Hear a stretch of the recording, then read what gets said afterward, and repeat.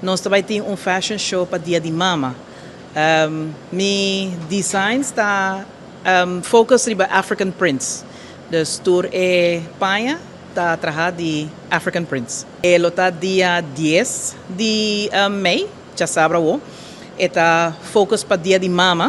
Nós vamos fazer dia primeiro Dia de Mama para tu gente tenha a chance de desfrutar de Dia de Mama. Dus com a minha ideia tá, me tem 3 anos acaba com a participar em art fashion.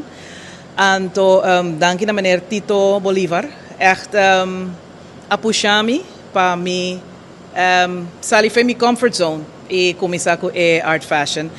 Junto com minha casa, echt sabe, like go for it. Então, ma começar enang, me tem 3 anos a participar em art fashion.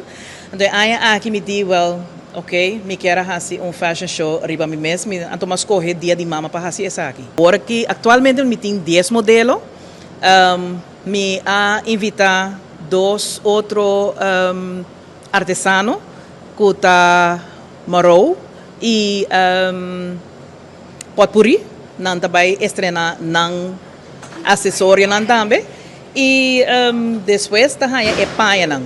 O tema eigenlijk tá royalty, dus me quer para tour mama sinti na mes como royalty.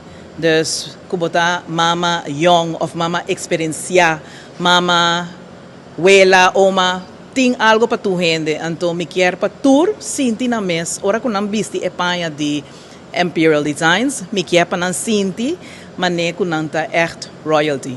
Dorco é dia de mama, nossa focus riba é mama não. Pero normalmente me sating paia para gente homem também. Então tá curvy model com curvy ladies e depois me di I wanna do designing e ma começar a fazer. It's never too late. Sempre por fazer algo. Sonha não que nós por lograr não. Believe in yourself e bota seguir. So nós tem desenhador não local, pero mo nota tende hobby de desenhador não. E me tá que é sostén de nos locals tá hobby importante para nós. Dus sim, tá se falta e me tá espera que lo tem mais. Me tá invitar pueblo inteiro de Aruba para passar busca-nos online, nós tem Facebook page Imperial Designs. Qualquer coisa por app na 593-5200.